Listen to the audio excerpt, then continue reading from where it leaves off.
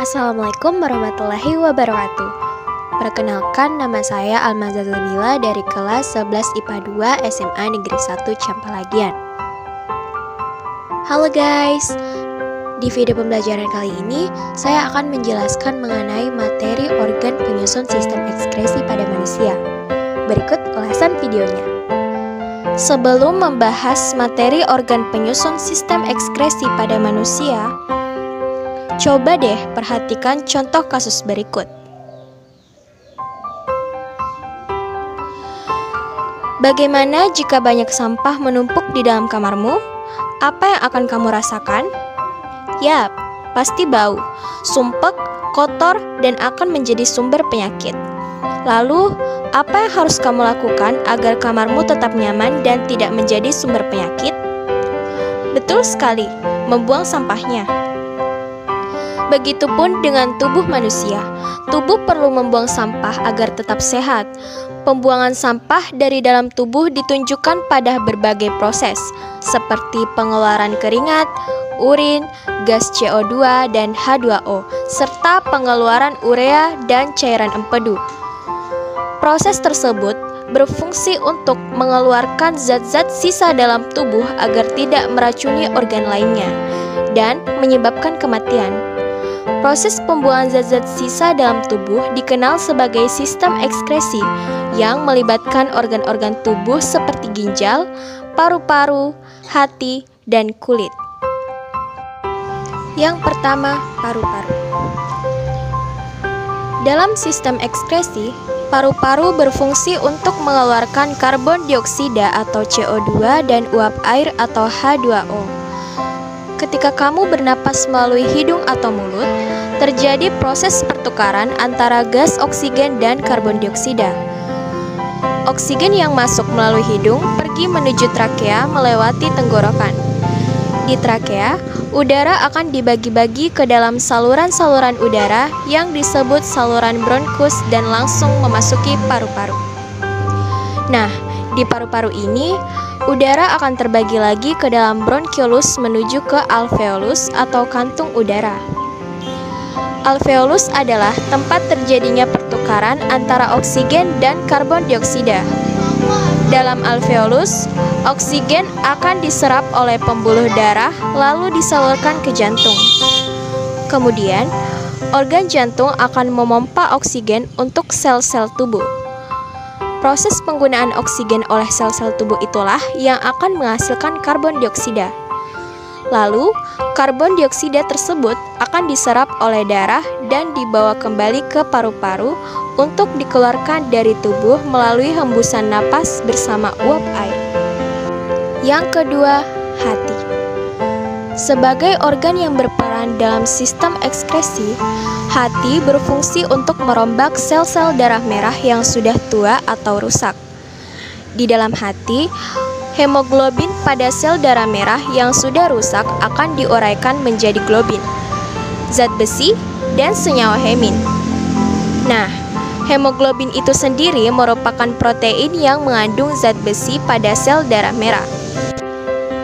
Zat besi akan disimpan di dalam hati atau dialirkan menuju sumsum tulang belakang. Sedangkan globin digunakan untuk membentuk sel darah merah baru dan metabolisme protein. Sementara itu, senyawa hemin akan diubah menjadi zat warna pada empedu, yaitu bilirubin dan biliverdi. Selain itu, hati juga berfungsi untuk menghasilkan empedu secara terus-menerus. Empedu? Kayak gimana tuh? Empedu merupakan cairan berwarna kehijauan dan rasanya pahit. Empedu ini berperan untuk mengeluarkan racun dalam tubuh serta melindungi tubuh dari bakteri. Zat-zat yang tidak baik bagi tubuh akan diserap oleh hati dan dikeluarkan dari tubuh melalui empedu. Zat ini dikeluarkan bersama dengan urin atau feses. Tahukah kamu? Warna kuning kecoklatan pada feses dan urin disebabkan oleh adanya zat warna, yaitu sterkobilin atau feses dan urebilin atau urin.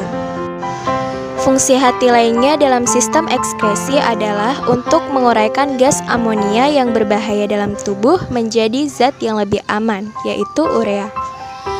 Amonia tersebut dihasilkan dari proses metabolisme asam amino. Urea dari dalam hati akan dikeluarkan dan diangkut ke ginjal untuk dikeluarkan bersama urin. Bye-bye amonia. Wah, baik banget ya hati. Banyak banget perannya dalam mengeluarkan zat-zat berbahaya bagi tubuh. Yang ketiga, ginjal. Sistem ekskresi yang satu ini terletak di belakang rongga perut, tepatnya di kanan dan kiri tulang belakang kamu. Letak ginjal kanan lebih rendah dari ginjal kiri karena memberi ruang untuk hati. Bentuk ginjal sekilas mirip kacang merah, tapi dengan ukuran yang jauh lebih besar. Ukurannya hampir sama dengan kepalan tangan kamu atau sekitar 10 cm dan memiliki berat kurang lebih 100-175 gram, tergantung dari umur dan jenis kelamin. Dalam sistem ekskresi tubuh, ginjal berfungsi menyaring zat-zat sisa metabolisme dalam darah, terutama dari hati. Ginjal juga berfungsi untuk mengolah zat beracun menjadi cairan yang bernama urin. Urin ini kemudian akan disalurkan melalui ureter ke kandung kemih dan akan dikeluarkan melalui uretra. Selain itu, ginjal juga berfungsi untuk membuang gula darah yang melebihi kadar normal dan membantu keseimbangan kadar garam, asam, dan basa dalam tubuh kamu. Yang keempat, kulit. Fungsi kulit sebagai organ sistem ekskresi adalah untuk mengeluarkan kotoran, racun, dan senyawa mineral berlebih melalui keringat, agar kita terhindar dari zat-zat yang dapat meracuni tubuh. Keringat biasanya keluar ketika kita melakukan aktivitas seperti berolahraga atau berjemur di bawah sinar matahari. Kulit terdiri atas dua lapisan utama, yaitu lapisan epidermis dan lapisan dermis. Secara garis besar, kelenjar keringat pada kulit dibagi menjadi dua, yaitu kelenjar ekrin dan apokrin. Kelenjar ekrin mengeluarkan garam, asam, urea, dan amonia yang merupakan kotoran hasil metabolisme nitrogen dalam tubuh. Sementara itu, kelenjar apokrin mengeluarkan keringat yang mengandung protein berlemak. Nah, ketika kamu sedang beraktivitas di cuaca panas atau berolahraga, tubuh kamu pasti mengeluarkan keringat, kan? Hal itu bertujuan agar suhu tubuh tetap dingin karena akibat adanya pembakaran. Jadi, tubuh akan mengeluarkan keringat untuk menyeimbangkan suhu dalam tubuh dengan lingkungan. Yap, selesai deh penjelasan organ-organ sistem ekskresi pada manusia, yaitu paru-paru, hati, dan kulit. Nah, sekarang kamu sudah paham mengenai apa itu sistem ekskresi, apa saja fungsinya, dan organ apa saja yang termasuk sistem ekskresi dalam tubuh kamu, kan? Gimana? Sampai di sini sudah paham dong mengenai materi sistem ekskresi pada manusia? Semoga video pembelajaran kali ini dapat bermanfaat bagi kita semua. Thanks for watching.